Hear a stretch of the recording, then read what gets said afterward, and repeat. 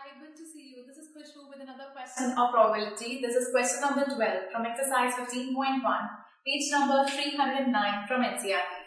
This says a game of chance consists of spinning an arrow which comes to rest pointing at one of the numbers 1, 2, 3, 4, 5, 6, 7, 8.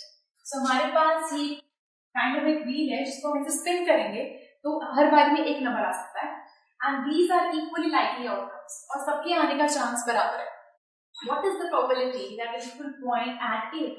क्या probability है कि जो number हमारे पास आएगा वो 8 होगा. So probability getting number 8. 8 आने की probability क्या है? फॉर्मूला होता है number of possible outcomes upon total number of outcomes upon total number of outcomes.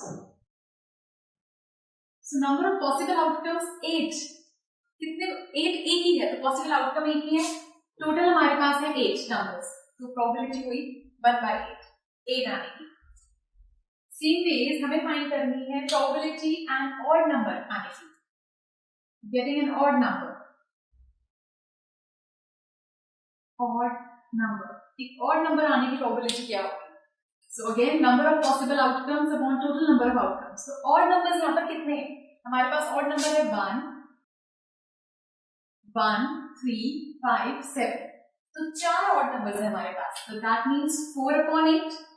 So 4 ones are 4 twos are. That means 1/2. So odd number आने की probability है 1/2.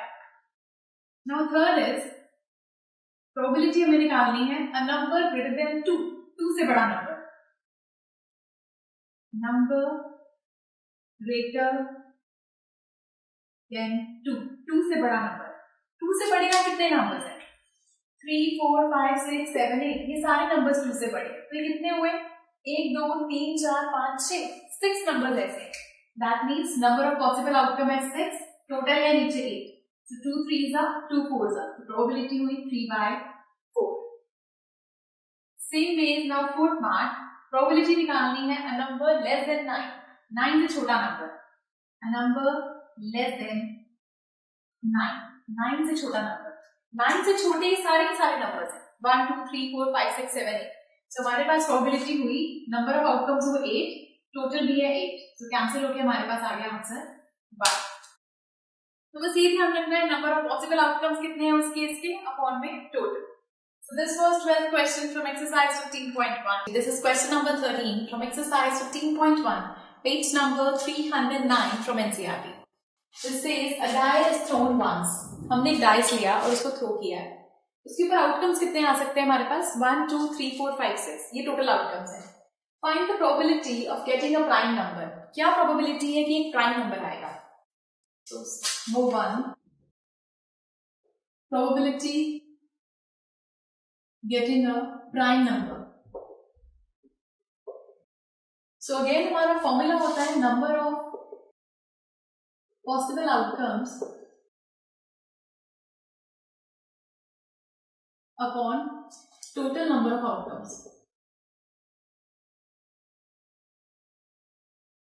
So possible outcomes, prime numbers. अगर हमारा dice throw करते हैं हमारे पास total outcomes होते हैं 6. बिकॉज हमारे पास आउटकम्स ही हैं 1, 2, 3, 4, 5, 6. इसमें से आपके प्राइम नंबर्स कितने हैं? प्राइम नंबर्स मीन जो सिर्फ अपने ही टेबल में आते हैं. तो प्राइम नंबर स्टार्ट होते हैं 2 से. So 2, 3 और 5. तो 3 प्राइम नंबर्स हैं. दैट मीन्स प्रोबेबिलिटी हुई 3/6. So 3 ones are 3 twos are. So probability is 1/2. Same में आपको चेक करना है सेकेंड पार्ट में नंबर लाइन बिटवीन 2 and 6. 2 और 6 के बीच में आता हो. A number lying between 2 and 6 इनके बीच में आता हो. 2 और 6 के बीच में आने वाले नंबर 3, 4, 5. अगेन आपके पास 3 नंबर्स हैं. So probability is 3/6. That means again 1/2 is the probability. Now an odd number. हमें बताना है probability एक odd number की. Odd numbers यहाँ पर कितने हैं? 1 है, 3 है, 5 है. Again 3 numbers. तो probability हुई 3/6. That means 1/2. So just ध्यान रखना है पर्टिकुलर इवेंट के कितने आउटकम्स हैं अपॉन में total. So this was 13th question from exercise 15.1. This is question number 14 from exercise 15.1, page number 309 from NCERT. This says one card is drawn from a well shuffled deck of 52 cards. आप सब cards खेलते होंगे. So जब cards खेलते हो आपके पास total in all cards होते हैं 52. So ये कह रहा है कि find the probability of getting a king of red colour. ये किंग आए और उसका रेड कलर हो, इसके आने का चांस क्या है? फर्स्ट पार्ट में हमें निकालना है probability getting a king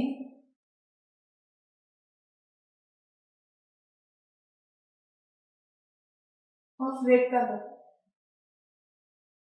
so इसके लिए again number of possible outcomes upon total number of outcomes.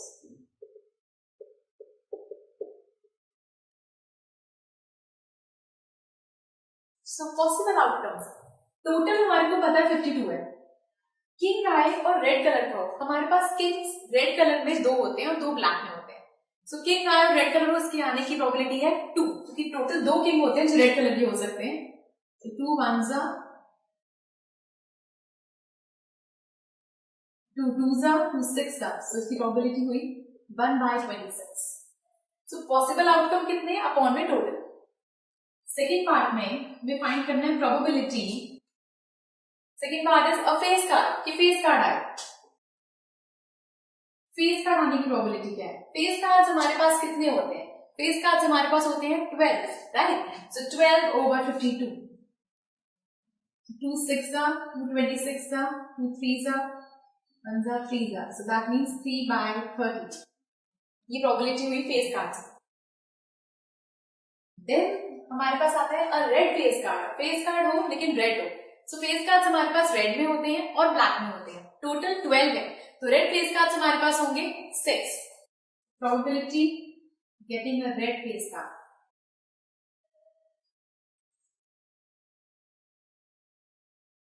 सो आपके पास टोटल होते हैं 52 और रेड फेस कार्ड्स होते हैं 6.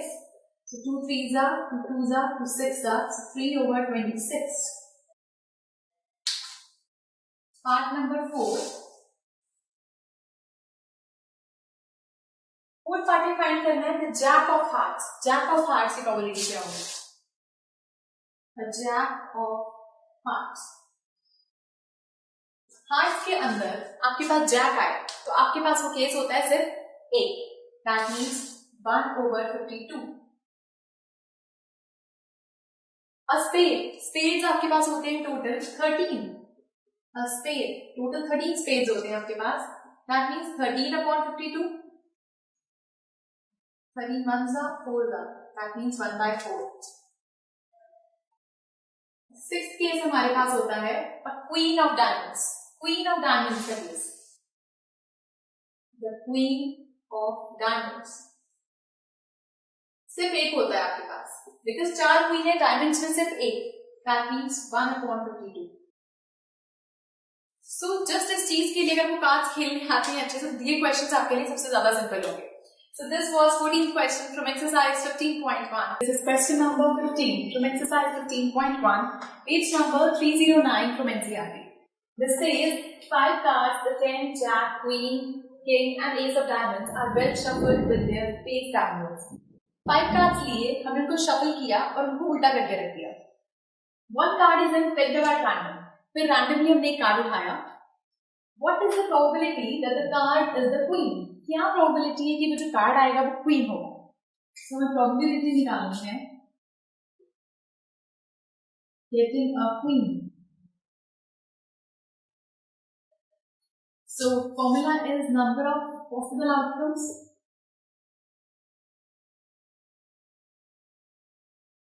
Upon total number of outcomes.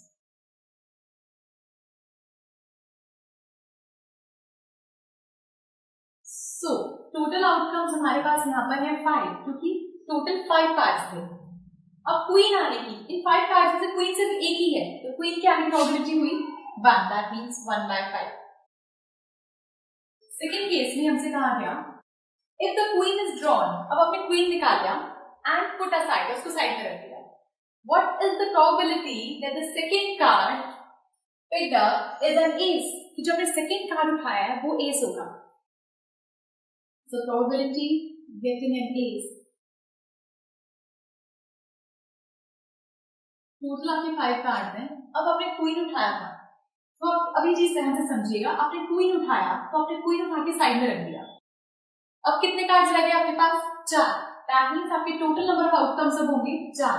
इन 4 में से आपने एस निकालना है. एस आपके पास सिर्फ एक था, तो उसके आने की प्रोबेबिलिटी 1/4. टोटलिंग इसलिए चेंज हुई क्योंकि क्वीन को हटाकर हमने साइड में रख दिया. तो टोटल कार्ड्स हमारे पास थे 4. थर्ड पार्ट में हमसे कहा जाता है कि if the queen is drawn and put aside, queen उठाई और बाहर निकाल दिया, what is the probability that second card picked up as an queen? कि second card आपकी queen होगी.